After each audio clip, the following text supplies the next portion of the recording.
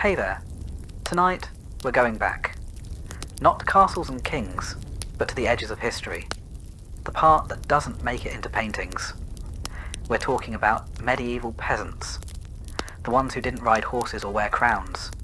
Who survived plagues, hunger, cold, and 100 small indignities, all without a title to their name. No glory, no legacy.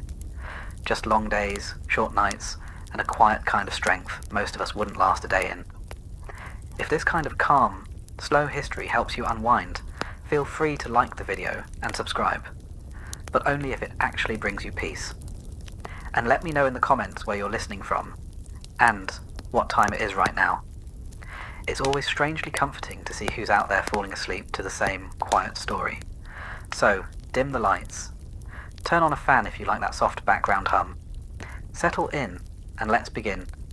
At the edge of the map. This village doesn't have a name, or if it did, no one remembers it. It sits in a shallow valley somewhere in the vague middle of nowhere. A soft crease in the land, just distant enough to avoid roads, records, or royal attention. You wouldn't find it on a map. If you had a map, which you don't, you've never even seen one. Here, the world ends where the trees begin. The forest is thick and slow-moving, like something ancient that's only barely tolerating your presence. The fields stretch outward in irregular patches of green and brown, worked until exhaustion, then worked some more. Somewhere to the north is a river. You've never seen it, but you've heard it mentioned, in the same tone one might speak of dragons or saints. This is where you were born, and where you'll die. Maybe 60 steps from one to the other. The homes are rough and slumped, as if the wind has pushed against them too many winters in a row. The walls are wattle and daub, that is, mud, straw, and sticks, carefully woven together and patched endlessly with whatever the weather hasn't taken yet. Roofs are thatched, and they sag under their own weight, always leaking in places you can't quite reach. The village smells like wet wool, smoke, and earth. A sour edge of livestock. A trace of damp rot. None of it surprises you anymore. It's the smell of living here. The road leading in is not really a road, just a muddy track where ox carts have worn a pair of grooves deep enough to collect rainwater and mosquitoes. No one important has travelled it in years, perhaps ever. Most days pass quietly. A distant bell marks the hours from a chapel in another village, if the wind carries the sound. Otherwise you measure time by the position of the sun, or the depth of the shadows across the field, or the ache that settles into your spine before noon. There are maybe a dozen families here, enough to fill a small gathering on feast days. Everyone knows everyone. Everyone knows everyone's problems, and everyone politely ignores them until it's necessary not to. The village elder, if you can call him that, is a man named Tom, who once spoke to a monk, and now repeats that conversation as proof of his wisdom. No one questions it. Tom's hut hasn't collapsed. His goat seems healthy. That's as close to leadership as anyone requires. Nothing here is precise. There are no written records, no deeds, no land surveys.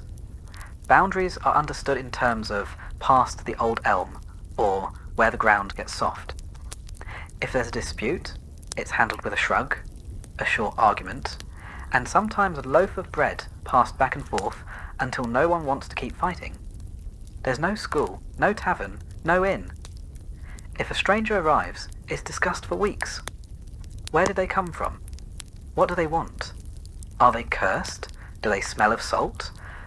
The arrival of someone new is both fascinating and mildly terrifying. And no one leaves. Not really. The idea of travel is less a plan than a rumour. You've heard of towns, of cities, of places where stone buildings stretch 2 or even 3 stories high. But those are stories. Like talking animals or women who turn into birds. You can't miss a world you've never seen. The forest is dense. The hills are long. The roads, if they exist, are known more for bandits and bad luck than any promise of arrival. What would you do, even if you reached one of those distant places? You don't speak any other dialect. You don't carry coin. You don't know the customs. You don't even know how old you are. So you stay. There's safety in the familiar, even if it's hard, even if it's dull, even if the roof leaks and the well runs low and the same stew has been bubbling in the pot for 3 days. There's comfort in routine, in knowing where the firewood is, in knowing who to ask when your fence collapses, in knowing which patch of sky tells you when to bring in the sheep. You wake with the light, you sleep when it fades, you work in between. It isn't much, but it's life. And somehow, in the quiet rhythm of it all, there's a kind of peace. A kind that doesn't ask questions, that doesn't need to understand anything beyond what's visible from the top of the nearest hill. You might hear, once in a while, about a war, or a king dying, or a comet in the sky that scared a village 5 days' walk from here. But the news never seems to reach you directly.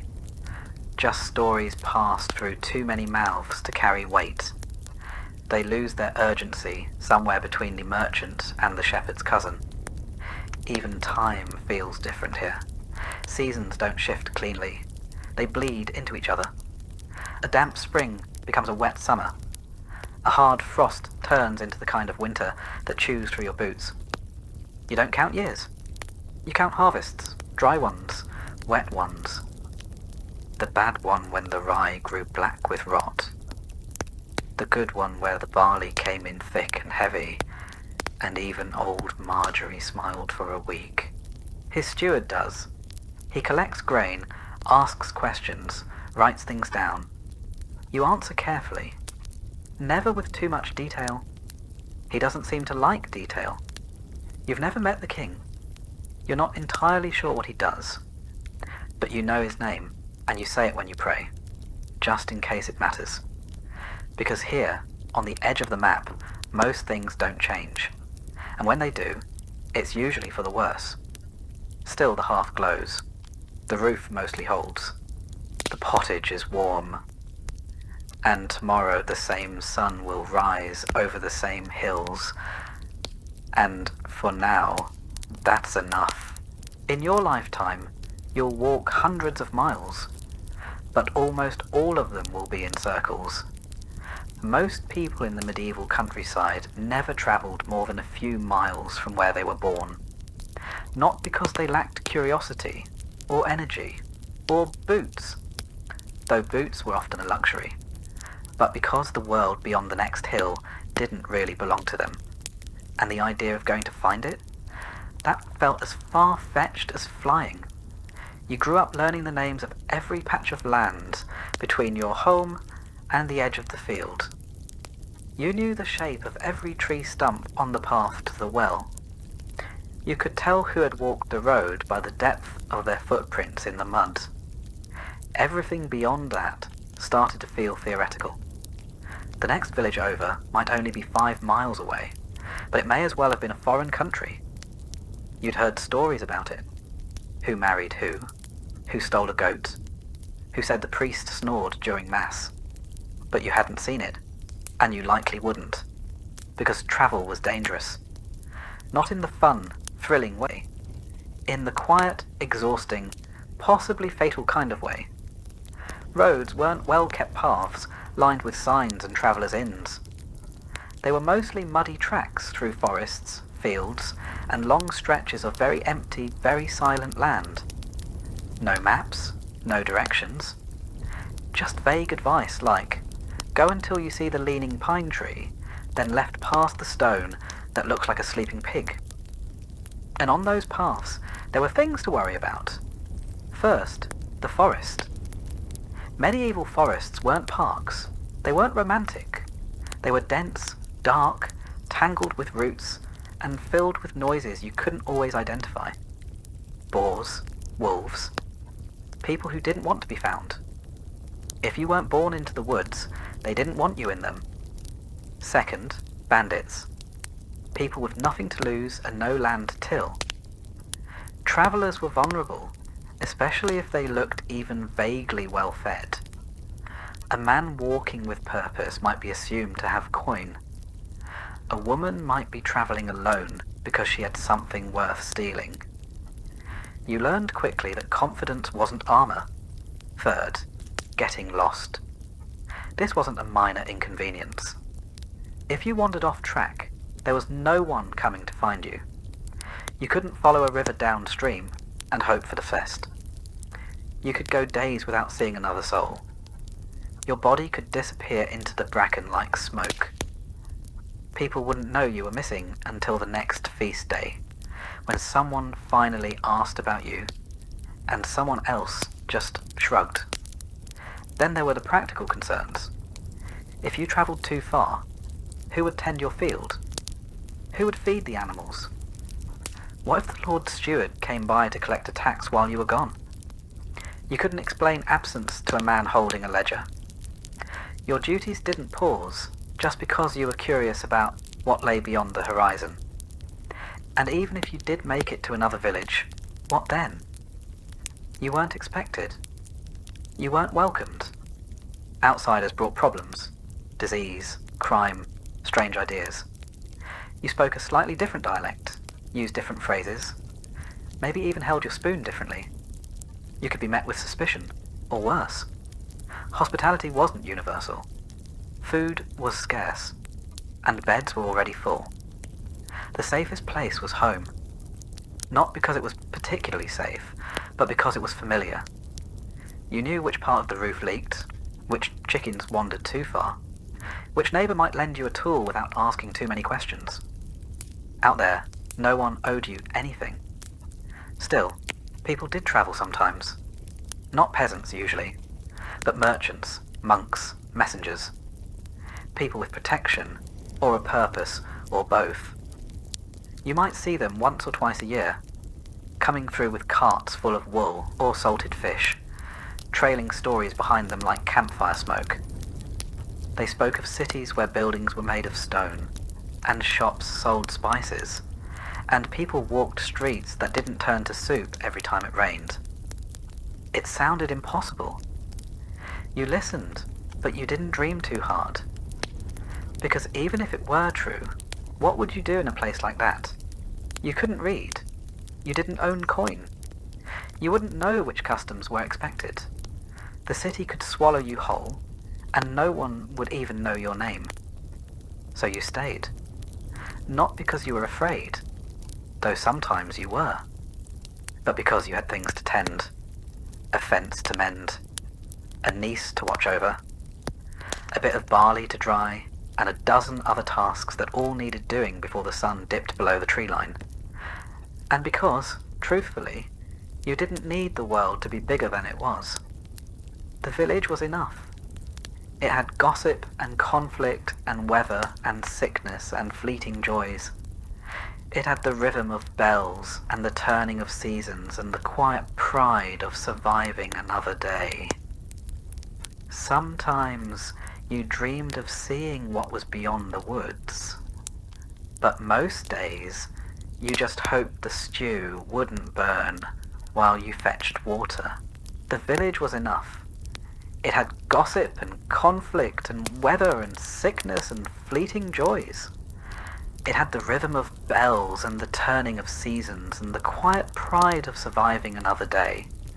Sometimes you dreamed of seeing what was beyond the woods, but most days you just hoped the stew wouldn't burn while you fetched water. Some people did leave, usually the desperate or the reckless, sometimes the ambitious. A young man might set out in search of work, or adventure, or a cause worth dying for. He might come back with a limp, or a story or not at all. And when he didn't return, no one said much. Just shook their heads and said, "He went beyond the trees," as if that explained everything. Maybe it did. For those who stayed, life was small, but it was also known. You weren't lonely exactly. You shared your days with family, neighbours, animals, and the land itself. There was comfort in repetition, comfort in the familiar complaints. You didn't need to see a distant city to understand the value of warmth, or taste cinnamon to know the joy of sweet bread, or cross a kingdom to feel love or sorrow or boredom or hope. And as the years wore on, and the aches settled deeper into your joints, and the children grew taller than the fence posts, the idea of travel faded. Not with regret, but with understanding. Some people were meant to move. You were meant to stay. There is no blueprint, no architect, no pile of neatly labelled lumber waiting to be assembled. Just mud and wood and whatever else the landscape hasn't already claimed. Your home isn't a house, not in the way most people think of one.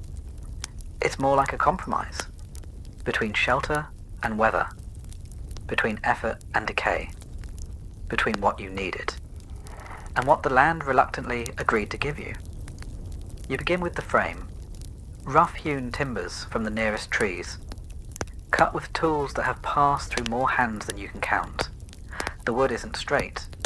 It bends a little, it warps. But you don't mind. Neither are your walls. Once the frame is up, you weave thin branches or flexible sticks between the posts, a process called wattle. It's not elegant. It's not even particularly quick, but it holds together, for the most part, like the rest of your life. Then comes the daub, a mix of mud, straw, manure, and water. You slap it on by hand. You press it between the gaps.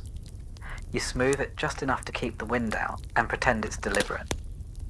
It dries slowly, cracking in the sun, occasionally falling off in clumps that need to be redone before winter. You get used to the smell. Eventually, you stop noticing it. The roof is thatch, layers of dried straw packed tightly together and tied to the beams. When it's fresh, it's golden, almost pretty. Then the rains come. Then the birds come. Then time comes. The colour fades. The edges fray. Holes appear where you never expected them, and you start placing buckets in places you hoped you'd never have to. You don't shingle it. You don't waterproof it. You just keep patching it until the whole thing threatens to become more patch than roof. At some point, you wonder if it might be easier to live under a cart. The floor is dirt. You tell yourself it's packed firm. And it is, sort of. Years of walking, sweeping, spilling, and stomping have turned it into something almost solid. But when it rains, it softens again. When it freezes, it cracks. When the goats come in for the night or straw to cover it, it helps, a little. But soon the straw gets damp, gets dirty, gets walked into dust. Then you sweep it out and start over. Or you don't. Eventually, the straw becomes the floor, and you accept it as part of the landscape. Windows, technically. Openings in the wall, anyway.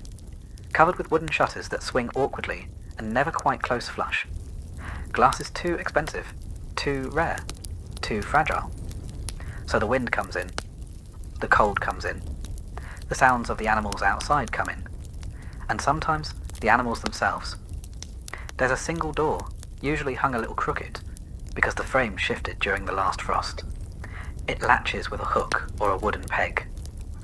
Not for security, there's nothing to steal, but to keep the chickens from wandering out and the wind from wandering in. Inside, the layout is best described as shared. One room, maybe two, if someone managed to tack on a lean-to or a loft, but usually just one, where you sleep, eat, cook, mend, talk, argue and hope. Everyone lives here. Parents, children, a cousin or two, a grandparent, maybe a neighbour's child whose parents are sick, or gone, or both. There's a hearth in the centre, built of stone if you're lucky, clay if you're not. The smoke rises through a hole in the roof. More or less, there's no chimney. The air inside is always smoky, always a little warm, a little damp, and always carrying the quiet scent of stew that's been reheated one too many times. Furniture is limited. A table, a bench, maybe a stool, a chest, if someone in your family was unusually good at carving or very lucky in marriage. Beds are wooden frames stuffed with straw or feathers, often shared, usually squeaking. Blankets are wool.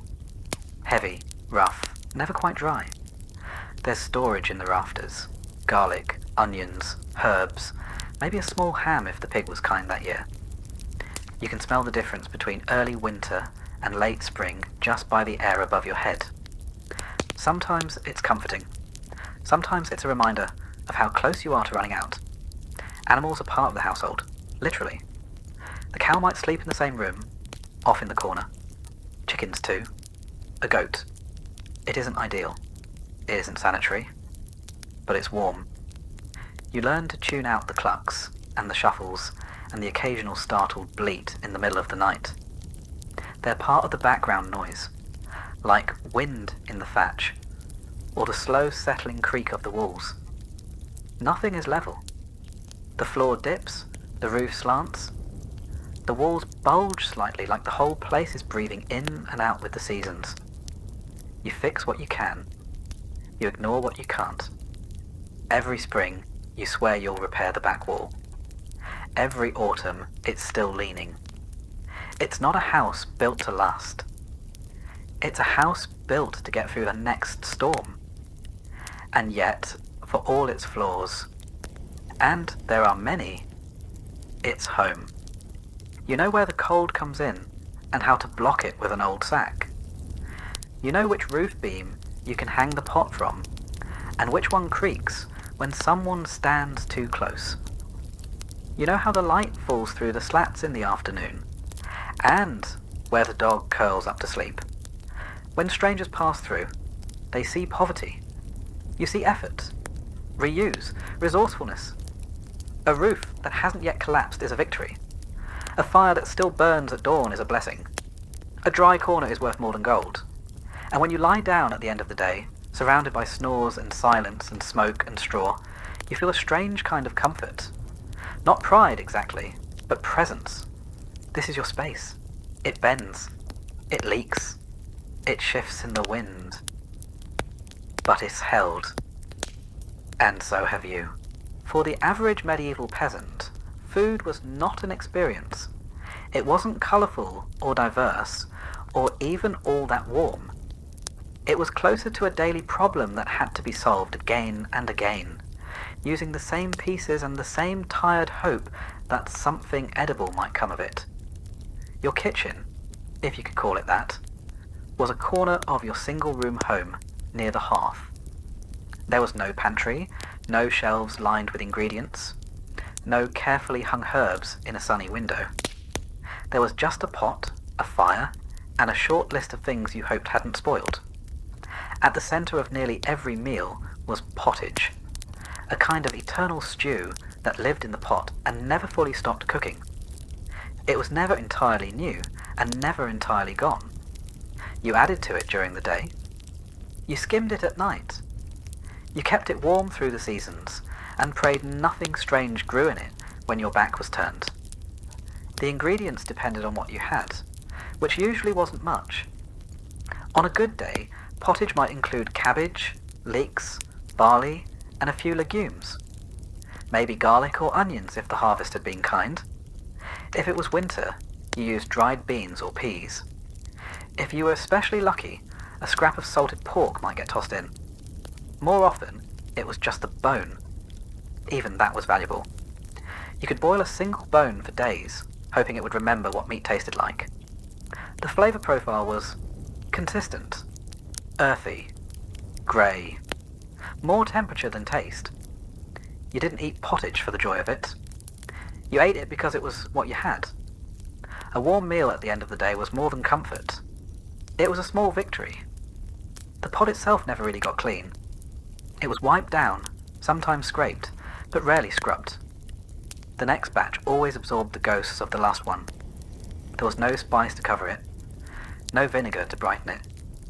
Just a slow, dependable dullness. A taste like boiled history. Bread was the other major player.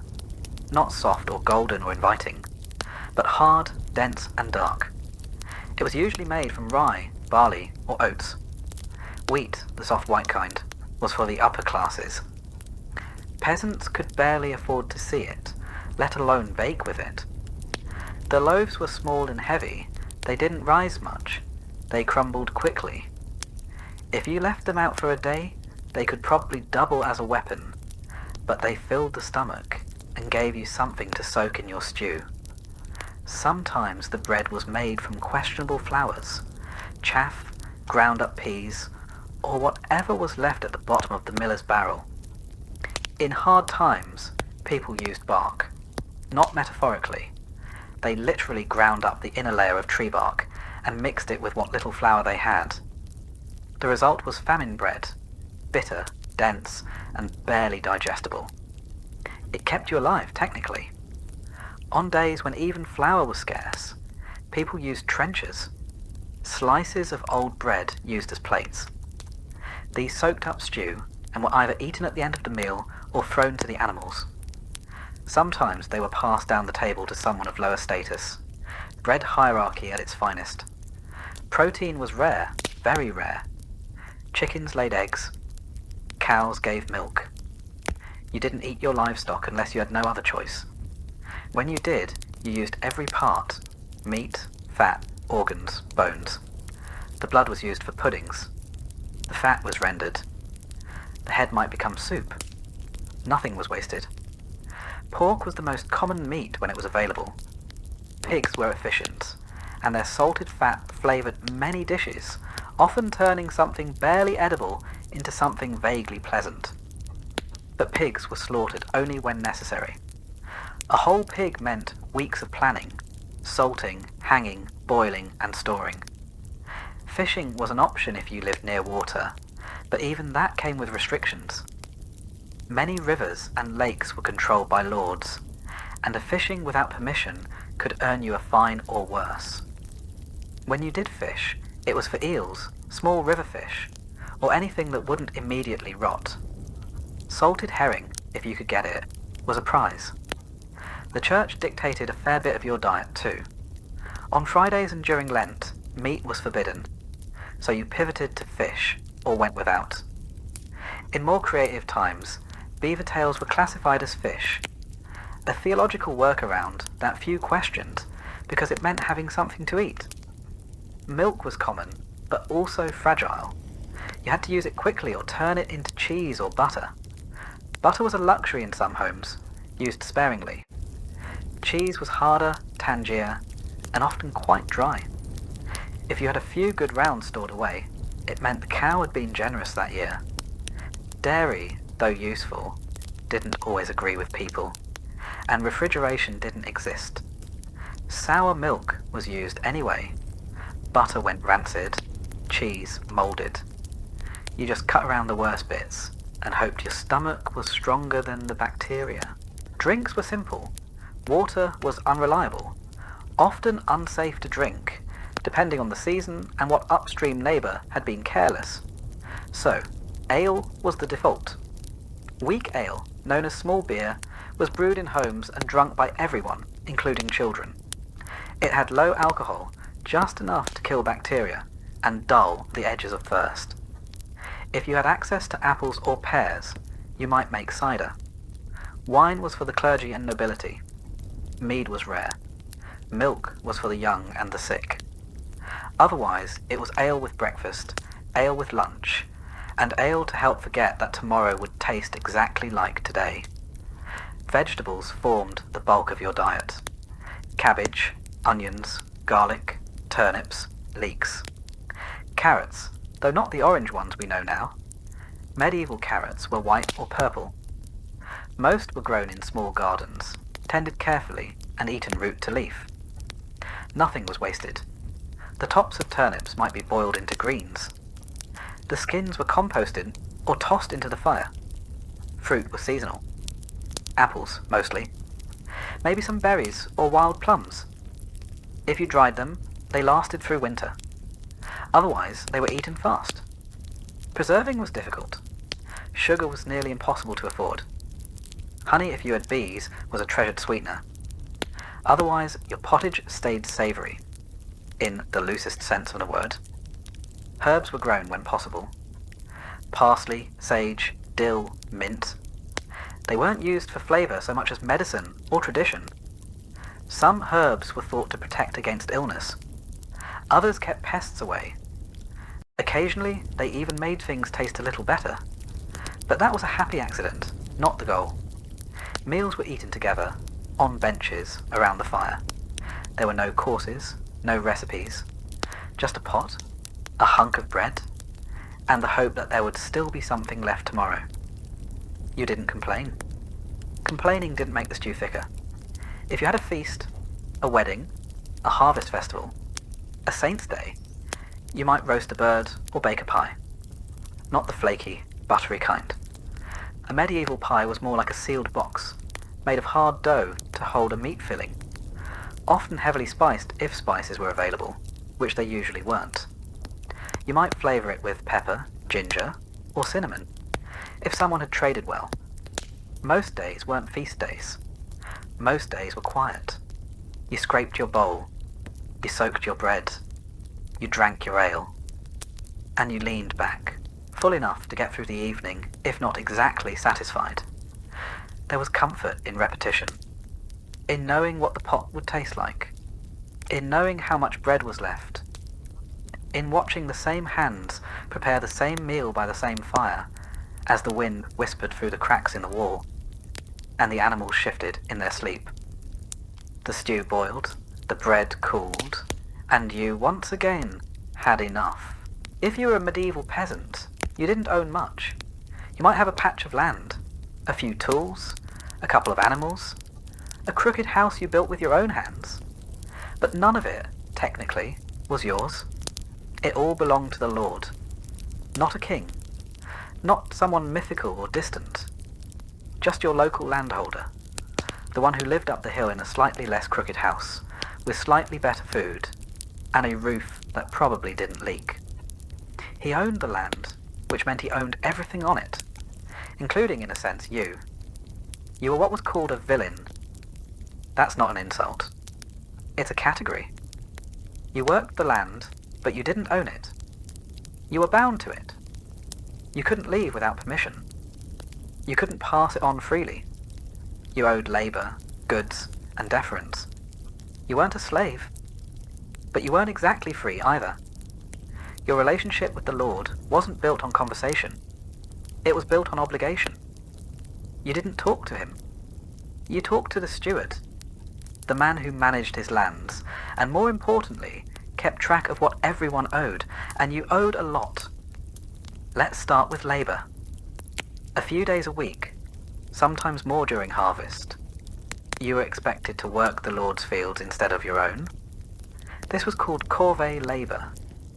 You got nothing for it, no payment, no thanks. Just the knowledge that, somewhere in the manor house, someone ate because of what you did. You also owed taxes, and they came in many shapes. A portion of your grain, a share of your wool, a chicken here, some eggs there. If you brewed ale, you owed ale. If you had a pig, you owed bacon. If you managed to catch fish, guess who owned the river? The taxes didn't end with food. If you used the mill, you paid a fee, even though the mill was the only way to grind your grain, even though the Lord owned the mill and set the price.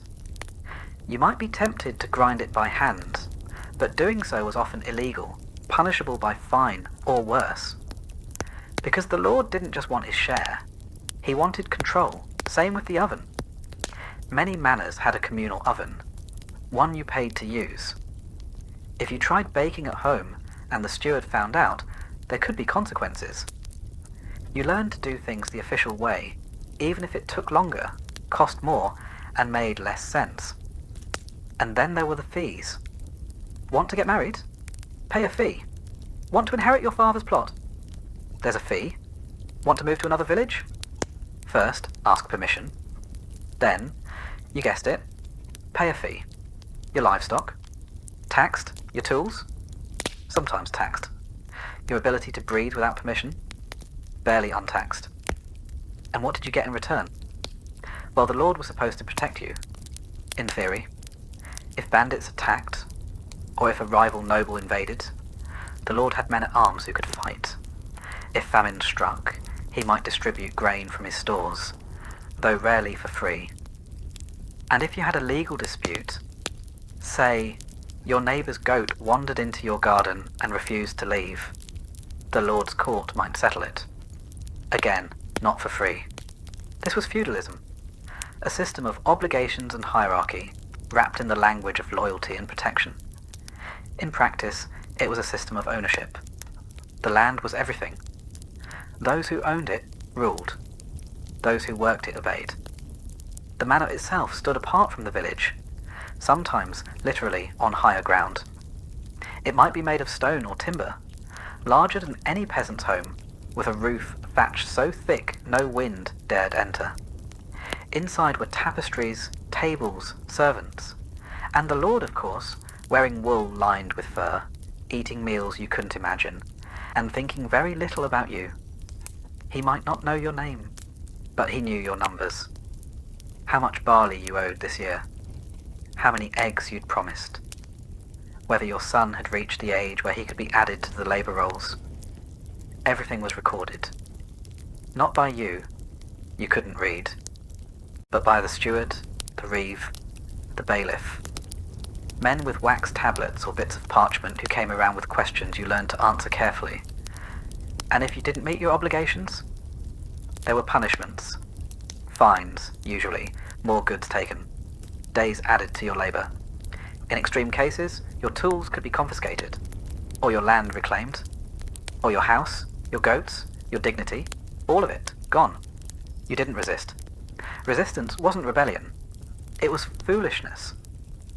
But here's the strange part. The system worked. Not because it was fair, but because it was stable. It had rules, predictable if harsh. You knew what you owed. You knew what was expected. There was no guessing, no sudden surprises. Just a steady, grinding rhythm of give, give, give. And occasionally, just occasionally, the Lord would give something back. A feast day where food was distributed. A holiday where labour was waived. A kind word, perhaps, spoken from horseback. Not enough to balance the scales, but enough to keep things from tipping. The relationship was never friendly, but it was enduring. Your lord might be young or old, kind or cruel, present or distant, but he was always above. You didn't question that. You bowed when he passed. You removed your cap. You used the right words, not because he deserved it, but because you didn't want trouble. And maybe, deep down, because a small part of you still hoped that one day you might be noticed, rewarded, lifted, even just a little. It almost never happened, but that's how the system stayed alive. Not just with fear, but with the faintest suggestion of hope, that if you worked hard enough, obeyed long enough, prayed loud enough, something might change. Meanwhile, the steward kept walking, the reeve kept writing, the mill kept grinding, and you kept digging your hands into the soil, year after year, season after season. There was no retirement, no bonus, no upward mobility, only the quiet knowledge that you had fulfilled your role. You had done what was asked. You had made it through another year under the weight of someone else's title. And as long as the Lord was pleased, you were allowed to go on living. Long before the Black Death swept across Europe and etched itself into history books, medieval peasants were already well acquainted with sickness. Not the kind of illness that came and went with the seasons, though there was plenty of that too, but the slow, constant presence of something always waiting to go wrong. Infection, fever, wasting, swelling, coughing. Disease wasn't an event. It was a feature of life. You didn't need a continent-wide catastrophe to be laid low. All it took was a small cut, a single flea, a bit of water that looked clear but wasn't. And unlike weather or taxes, illness didn't follow rules. It arrived without warning, and it rarely left quietly. There were no hospitals. Not really. If you were lucky, your village had a wise woman, maybe a midwife, someone who knew which herbs to boil and which ones to burn. If you were extremely lucky, there might be a monk nearby, literate, well-meaning, and slightly more effective than random prayer. But for the most part, when you got sick, you stayed home. You lay in bed, you sweated through your shirt, and you hoped. Most people didn't understand what caused disease. The word germ hadn't been invented yet. Microscopes were centuries away. What you had were theories, old ones, confusing ones, and often wrong ones. Some believed in miasma, bad air that carried disease through smell. If a village reeked of rot, manure and smoke, it was assumed to be dangerous, which, in a way, was correct, but not for the reasons people thought. To combat the bad air, people stuffed herbs into their clothes, carried flowers in their sleeves, or walked around with vinegar-soaked rags pressed to their faces. Not pleasant, not helpful, but deeply believed. Others blamed divine punishment. Illness came from sin, from impure thoughts, disobedient acts, or general moral decay. If your child fell ill, it was a test. If your crops failed and then your body failed, it was probably your fault. Or your neighbours, or both. There were local traditions too. Some thought illness came from the evil eye, a glare from someone jealous or angry. Others blamed moon phases, animal spirits, or grumpy saints. One particularly popular explanation was that sickness entered the body through the soles of the feet. The solution? Boil them. And if that didn't work, burn something nearby, possibly your mattress. The cures were as strange as the causes. If you had a fever, you might be bled. A local man would arrive with a blade, a bowl, and more confidence than training. Sometimes leeches were used, sometimes sharp stones. The idea was to balance your humours: blood, phlegm, yellow bile, and black bile. If they were out of sync, so were you. No one ever saw these humours, of course, but they were blamed for nearly everything. For swelling, there were poultices, smears of mashed herbs, mud, or even bread, wrapped in cloth and tied to the body. Some worked, most didn't. A few made things worse. But the important thing was that something was being done. If your stomach ached, you might chew on charcoal.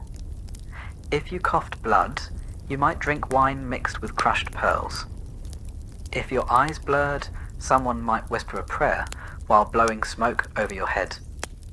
If your leg turned black, you were probably out of options. And then there were the plague amulets, bits of metal or bone worn around the neck, sometimes inscribed with protective words, sometimes blessed by a priest. Some people buried onions in the corners of their homes. Others hung garlic above the door. One popular remedy was to tie a live chicken to the infected area and hope the illness transferred to the bird. It rarely did, but hope was in short supply, and people clung to whatever they could. Sickness was isolating, but not in the way we think of now.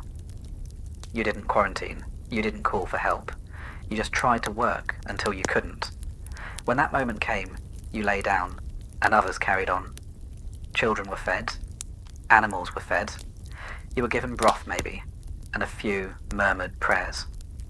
Sometimes illness passed. The fever broke. The swelling went down.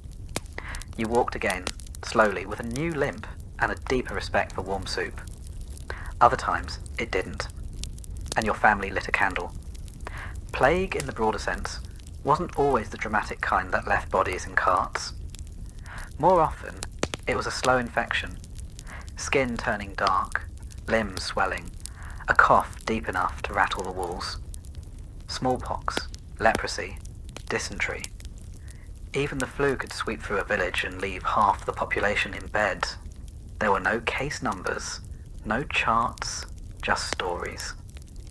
A traveller from another village said the cough had started there last week, or someone heard that 3 children had died near the river. You paid attention. You started boiling more water. You left herbs under the door. You kept your distance, even if no one said why. Death was not always feared, but it was recognized. People knew when it was near. They knew the signs. Breathing that slowed, skin that cooled, eyes that turned dull. There were prayers for the dying, soft ones, whispered by firelight. When the Black Death finally did arrive in the 14th century, it hit with a violence that dwarfed everything before it. But by then, the world was already familiar with sickness. The idea that you could be well in the morning and gone by night was not new. It was just happening more often. The plague came in waves, and each time it returned stronger, stranger. Buboes swelling in the neck and groin, fever that stole the mind, blood that darkened and bubbled. People died in days, sometimes in hours. Entire villages vanished. Fields went untilled. Bells rang too often. Some peasants tried to flee, but disease travels faster than feet. Others turned to religion, doubling their prayers, whipping their backs, promising to live better if they were spared. A few turned to violence, blaming outsiders, blaming sinners, blaming anyone but the wind. The church offered explanations and comfort and burial. Monks died in droves. Priests vanished. In some places, death became so common that the funerals were skipped. Bodies were buried in mass graves, often without names. And yet, life continued. People learned how to survive around sickness. They accepted it the way they accepted hunger or cold, not joyfully, but with a kind of tired resilience. They cleaned their homes more often. They shared herbs. They whispered new prayers. Some believed that surviving one sickness gave them protection against the next. Others didn't believe at all, but they got up anyway and milked the cow. Children grew up learning which plants to avoid, which ones to chew, and which ones to boil until they stopped smelling like feet. They knew how to wrap a wound, how to wait out a fever, how to tell when someone wasn't going to get better, and when you should stop hoping. And through it all, they didn't stop living. They married, they harvested, they shared meals, such as they were. They sat by the fire and retold stories of the last illness and the time someone's grandfather survived a winter fever with nothing but garlic water and stubbornness. Plague wasn't the end of the world. It was just another part of it. And for those who endured, survival became its own kind of resistance. A quiet, stubborn refusal to go quietly. A belief that tomorrow would come. And if it didn't, someone else would remember your name. Or at least the way you always added rosemary to the broth. Night in the medieval countryside wasn't peaceful. It was silent in the way a cave is silent. Full of creaks, distant sounds, and the kind of quiet that makes you notice how loudly your own body exists. The day ended when the light failed, and everything that wasn't already put away had to be dealt with quickly. Because once darkness fell, the world shrank to the size of your hearth. There was no artificial light, no candles burning freely into the night. Wax was too valuable. If you had a tallow lamp, it was reserved for emergencies or religious devotions. Most nights, the fire dimmed, the coals glowed softly, and that was all. And so you slept. But not in the way we think of sleep. Not in a single, unbroken stretch. Sleep in the Middle Ages came in 2 acts. First sleep, then a waking period, and finally a second sleep. This rhythm wasn't accidental. It was how people adapted to the long, lightless hours between dusk and dawn. You would drift into your first sleep not long after nightfall. The fire would be banked. The animals would have quieted. Children would be hushed. The home, 1 room, maybe 2, would stretch out into stillness. If you had a mattress, it was stuffed with straw or feathers, possibly lumpy, often shared. If you didn't, you slept on woven rushes or directly on the earth, softened only by habit. Everyone slept together. Family, relatives, even servants. All in one shared space. Not out of closeness, but out of necessity. It was the only warm room in the house. On the coldest nights, even animals were brought inside. A goat near the door, a dog curled by the hearth, chickens in a basket. Warmth was more important than boundaries. There was no privacy. The idea of sleeping alone was associated with punishment, not comfort. The rich might afford solitude. Everyone else just made do. You turned to face the wall. You stuffed straw in your ears. You shared blankets. You breathed in each other's breath. And if someone snored, and someone always did, you got used to it. First, sleep lasted a few hours. Then, almost like clockwork, people would wake. It wasn't disturbing. It was expected. During this time, often around midnight, the world was still and quiet. Some people prayed. Others stirred the coals. Some used the chamber pot or stepped outside into the freezing air. Some reflected. Others whispered. It was a time of dreams too, vivid ones. People believed this midnight space opened a thin veil between the living and the dead, between the sacred and the mundane. If you dreamed during this waking interval, you remembered it, and you talked about it the next morning, not in passing, but as something that mattered. Eventually, the second sleep began, deeper, slower. This was the sleep that healed, or tried to. It was when the aches faded slightly, when the day's blisters cooled. If you were lucky, it was uninterrupted. If you weren't, you simply lay still and waited for dawn to give you an excuse to rise. The home didn't go silent at night, not entirely. The fire crackled. Wind whispered through the thatch. A baby might fuss. A cow might shuffle its hooves. Sometimes the night was broken by coughing, the wet, rattling kind that never seemed to end. And everyone noticed, but no one said anything. It was understood. The fear of the dark was real, and not irrational. The night carried real dangers, both imagined and entirely physical. Wolves, for instance. In some regions, their howls came close enough to the village to raise hairs on the back of your neck. They weren't just creatures of legend. They were real, and hungry. Then there were thieves, rogues, strangers, fires that started from a careless coal, roofs that groaned under snow, and less explainable things. Ghosts, spirits, demons, witches. You didn't talk about them openly, but you knew they were out there. To protect the household, you followed rituals. You placed iron by the door, made the sign of the cross above the hearth, whispered protective blessings over the straw mattress, hung herbs, rosemary, sage, rue, above entryways. Sometimes you tied a bit of string around a child's wrist, just in case. Even with protection, some families believed that sleep left you vulnerable, that the soul wandered while the body rested. So people tucked in carefully, covered mirrors, faced the bed toward the fire, avoided sleeping with their feet pointed toward the door. The cold was its own enemy. It seeped through walls, through thatch, through poorly sealed doors. People didn't sleep under mounds of blankets. They layered wool, fur, cloaks, tunics. The idea of undressing for bed would have seemed absurd. You slept in your clothes, sometimes in your boots. There was a comfort to sleeping next to others, but also discomfort. Someone always shifted. Someone always murmured. There were elbows, knees, the occasional surprise from the family dog.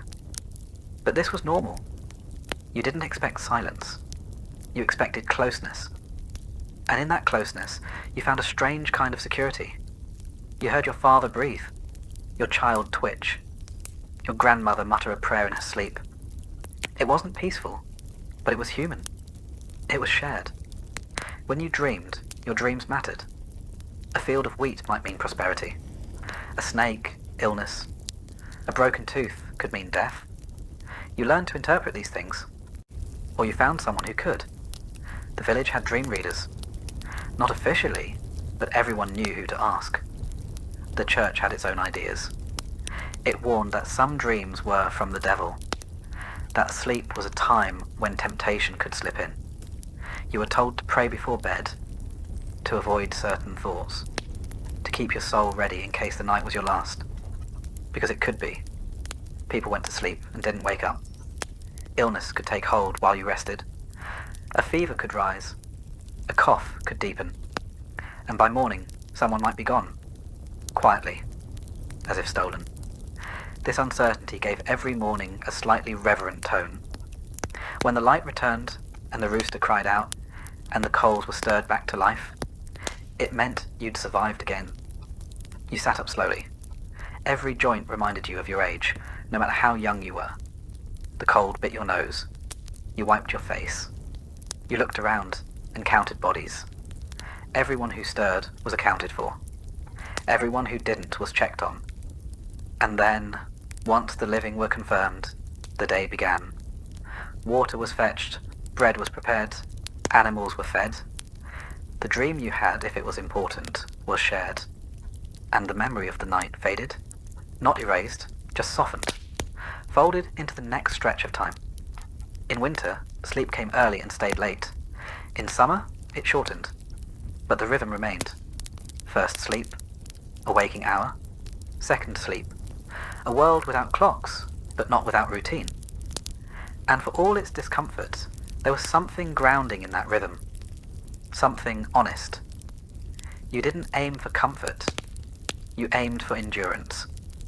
And if you happened to find rest along the way, a moment of warmth, a particularly quiet night, a dream that didn't leave you afraid, that was a gift.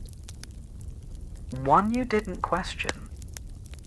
One you didn't expect to gain too soon. Some years, you're simply hungry. Other years, you're in a famine. It's not the same. Hunger is manageable. It has rules. You stretch food. You ration. You hope.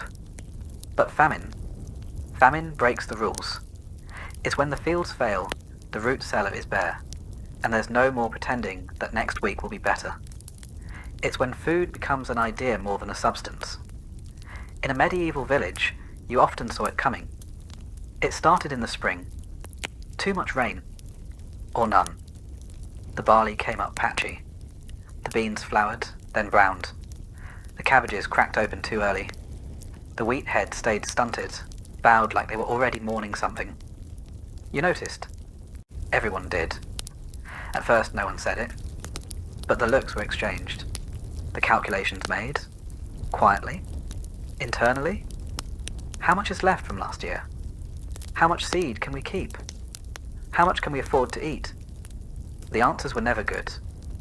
The hardest part was knowing what to do next. Not in winter, but in summer. Because that's when you had to choose between planting the seeds or grinding them into flour.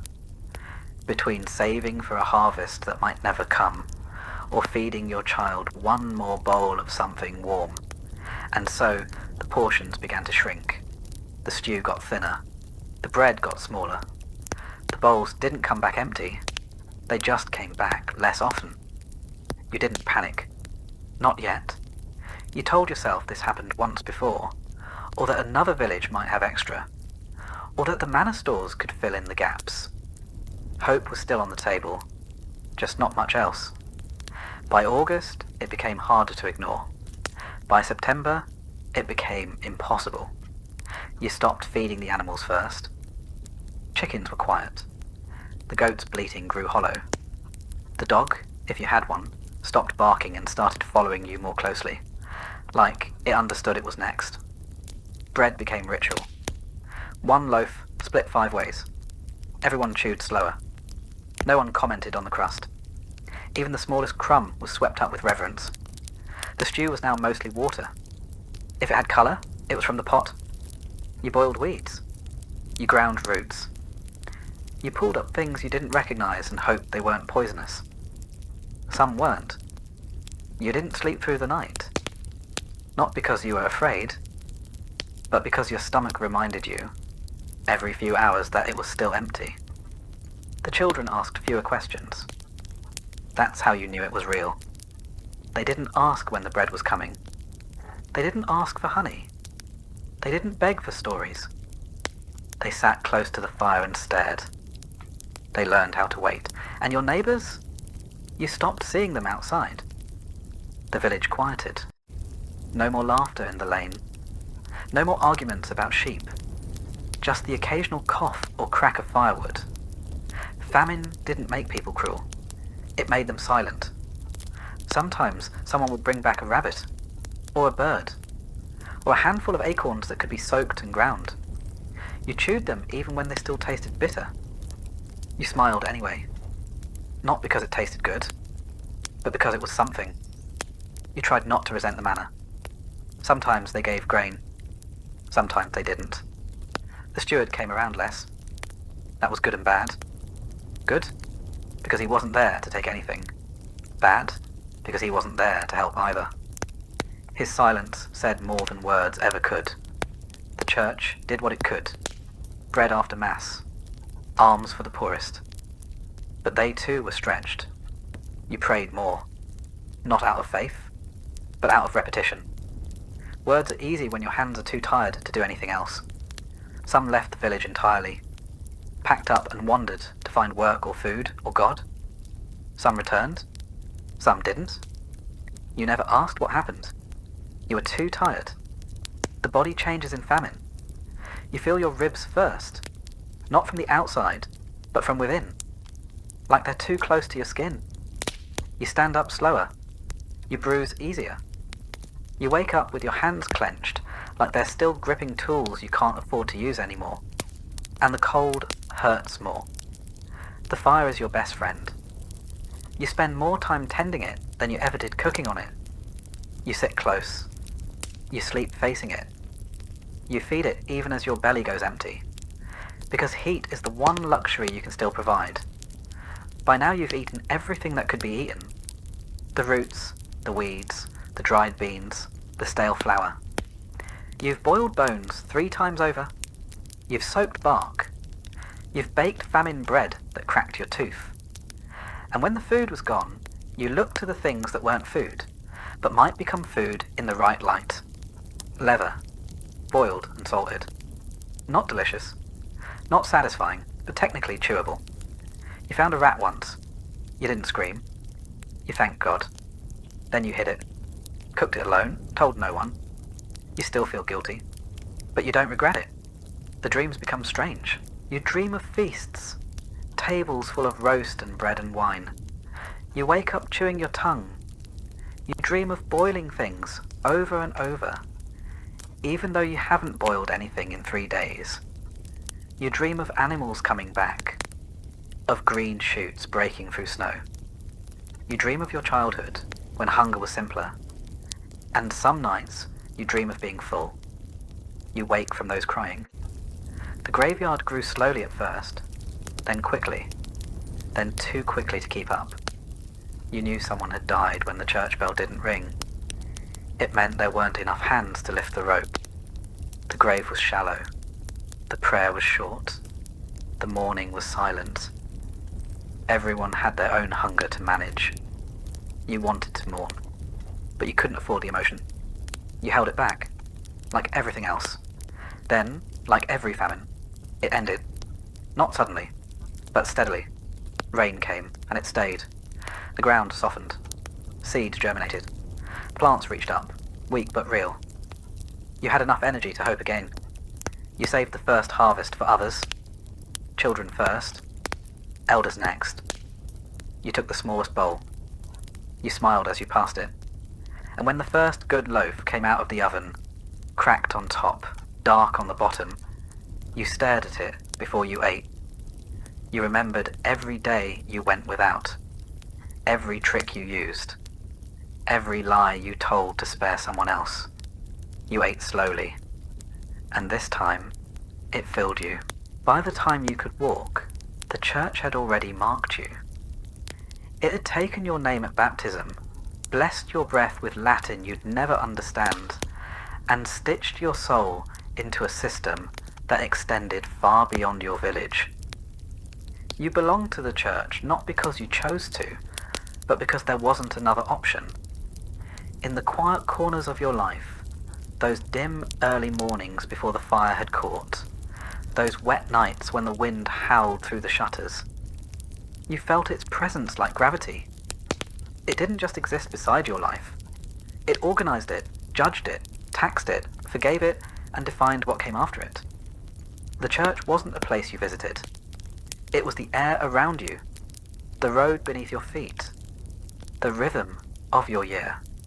It was the voice that murmured over your grave, and the one that whispered about it decades before you got there. The village priest, often the only person who could read, was not just your confessor. He was also your calendar, your counselor, and the nearest thing to an oracle you had.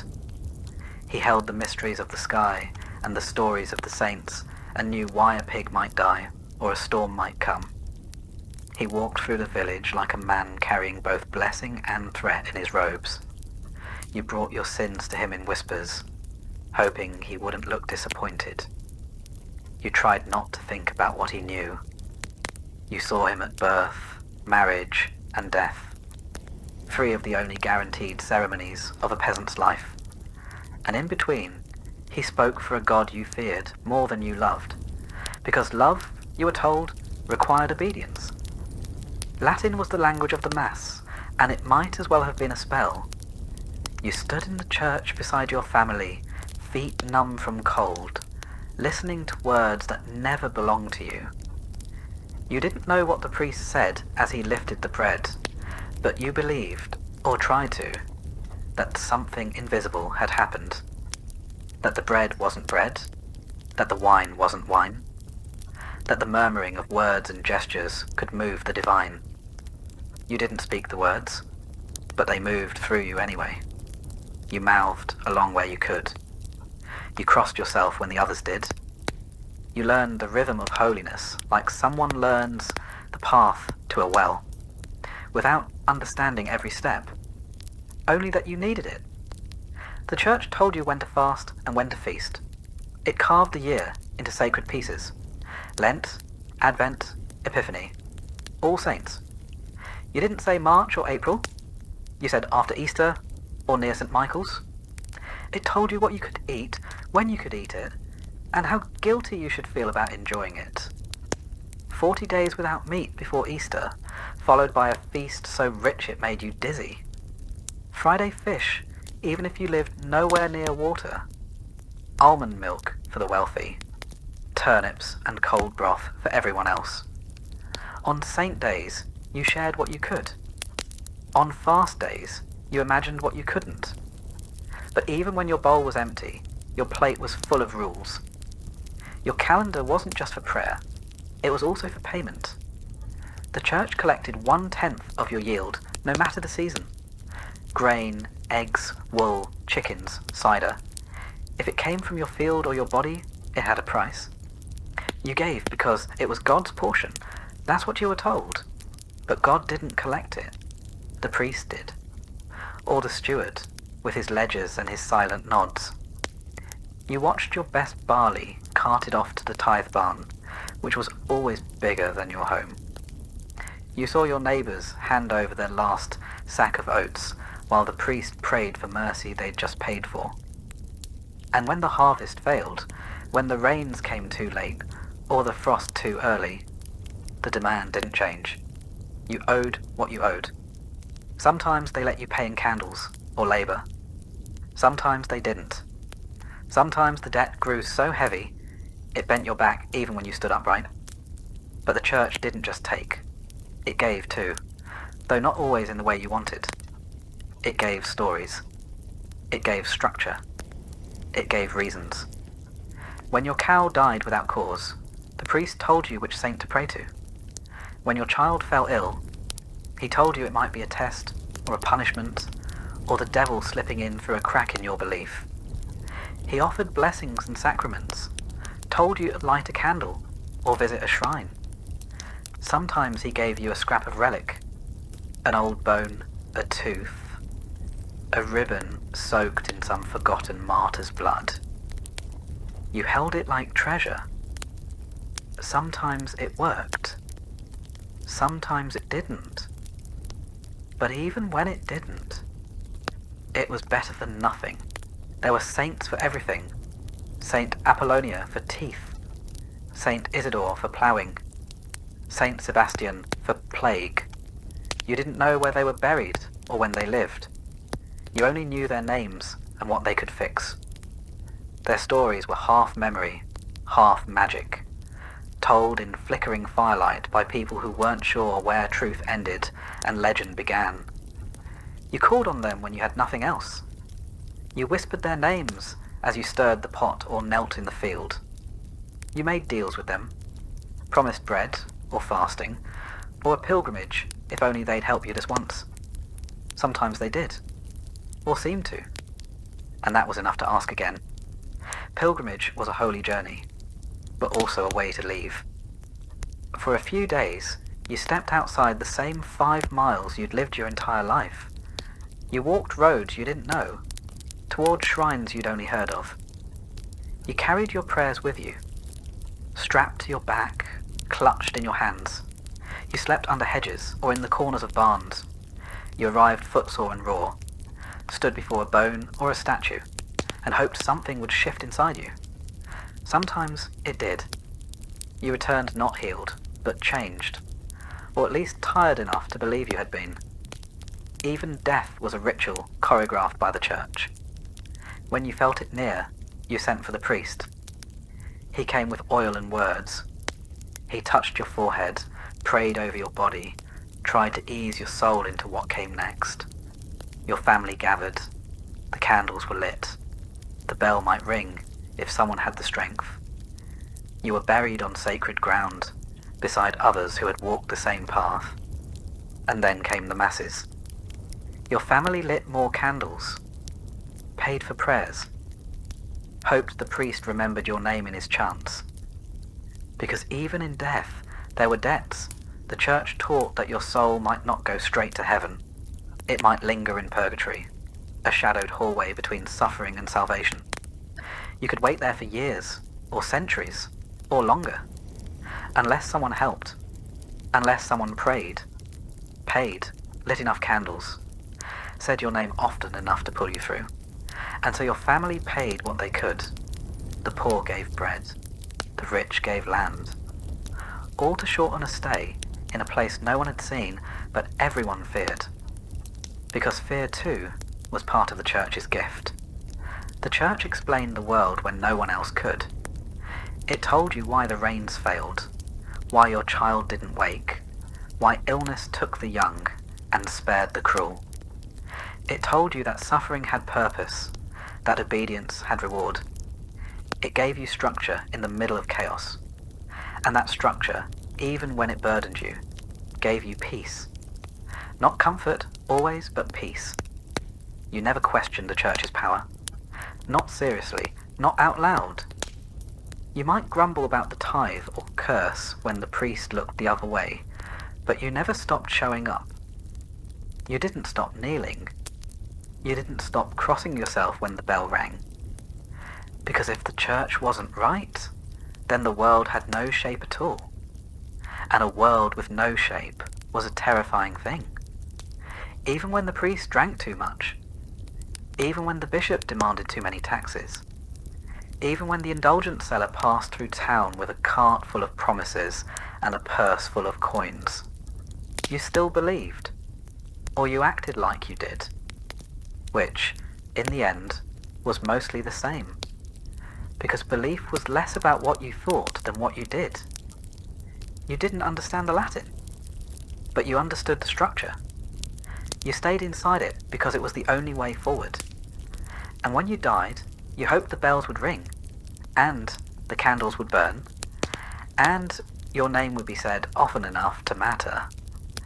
You hoped the saints still listened.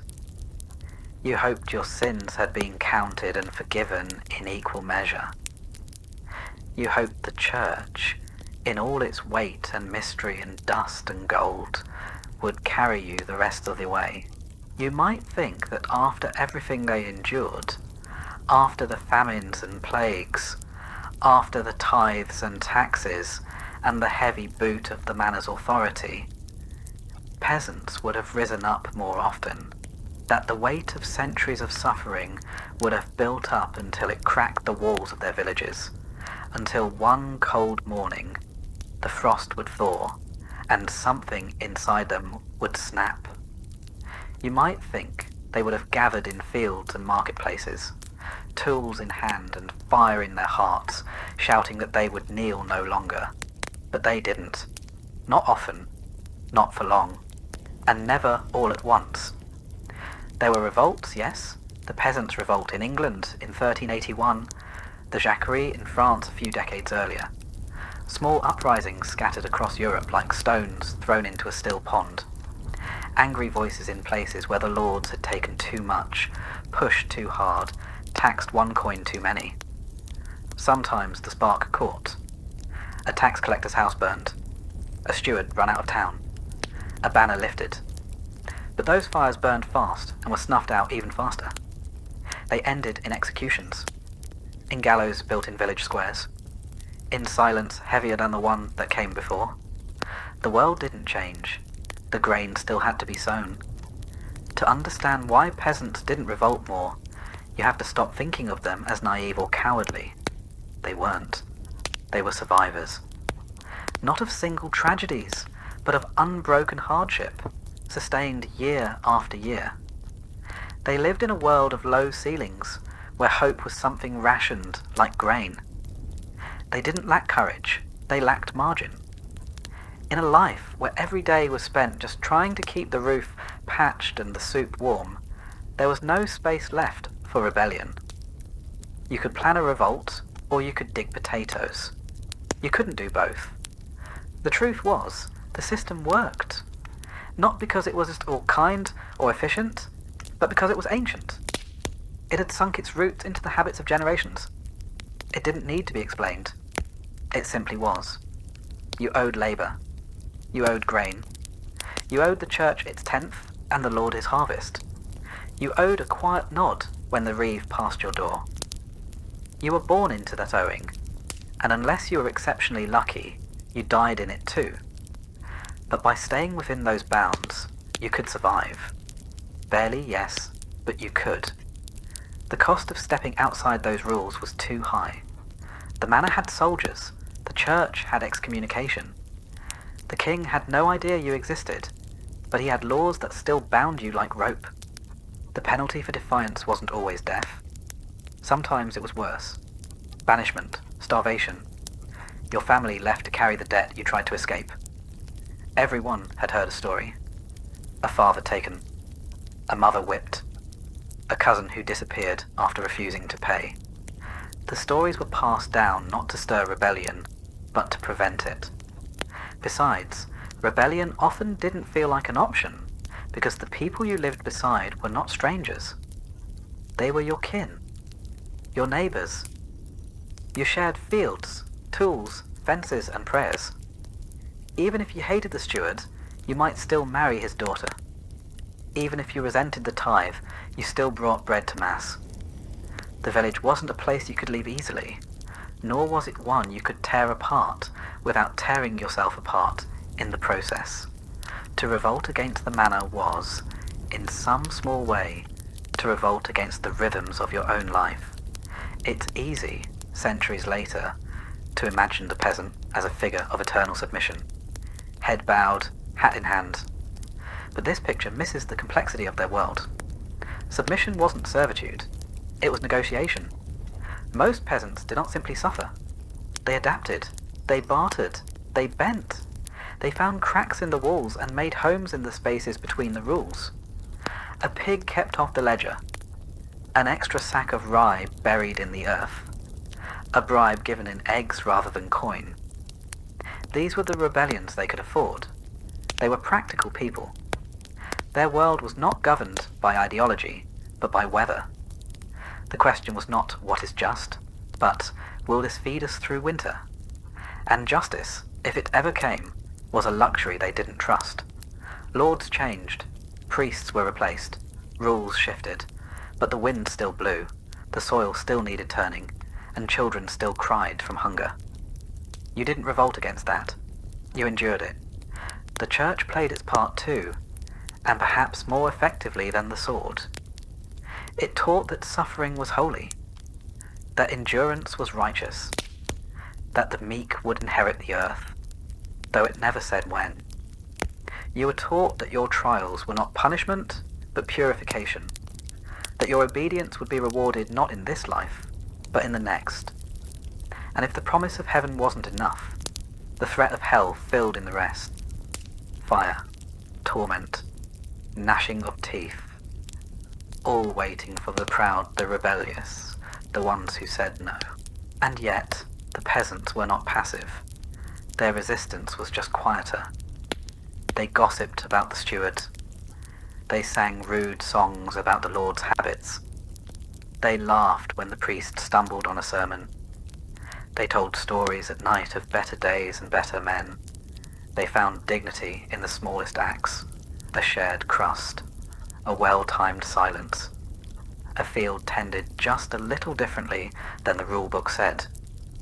Their rebellion was in the way they survived, despite it all. Not because they accepted the system, but because they made it bend just enough to let them breathe. Sometimes, of course, things changed. A lord died and his son was kinder. A new bishop forgave debts. A terrible storm reminded the powerful that even they were mortal.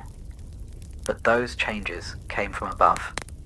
The peasant's job was to wait, to endure, to hand down what little they had, and to teach their children to be quiet when they had to be, and brave when they could be. And there were dreams. Of course there were. You might not have called it revolution, but you thought about a different life. You dreamed of a day when your child wouldn't have to carry the same burdens, when no one would knock on your door with a list of dues, when your back wouldn't ache before 30, when you could sleep without worrying about wolves or soldiers or winter. Those dreams kept you going, but they lived beside reality. You didn't expect them to come true. You just needed them to stay alive. What's perhaps most astonishing is not that peasants revolted so rarely, but that they managed to keep their culture, their faith, their families intact despite the weight of the system pressing down on them. They kept songs alive that no one wrote down. They passed stories from one hearth to the next. They remembered which plants healed and which ones didn't. They taught one another how to pray, how to birth children, how to bury the dead. They created a continuity that outlasted kings and crusades. And they did it not with banners or battles, but with persistence. Persistence was their rebellion. When the manna demanded too much, they survived anyway. When the church taxed their sins, they still lit candles. When the world turned against them, they huddled close and waited for spring. The fields may have belonged to someone else, but the soil still remembered their hands. Revolution didn't live in them the way it would in later centuries, in the speeches of radicals or the slogans of crowds. But there was a different kind of strength in the way they endured. To live a life of hardship without letting it harden you completely was its own kind of defiance. To kneel, not because you were weak, but because you knew you could rise again tomorrow. That, too, was a form of resistance. And so they endured, quietly, without monuments or songs written in their names. They endured in the rhythm of the plough, in the smoke rising from cottages at dusk, in the lullabies sung beside dying fires.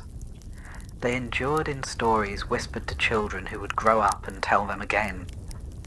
History often forgets them, or folds them into a footnote beneath kings and conquests. But the peasants were the thread that held the tapestry together. Without them, there would have been no harvests, no cathedrals, no armies to march under banners.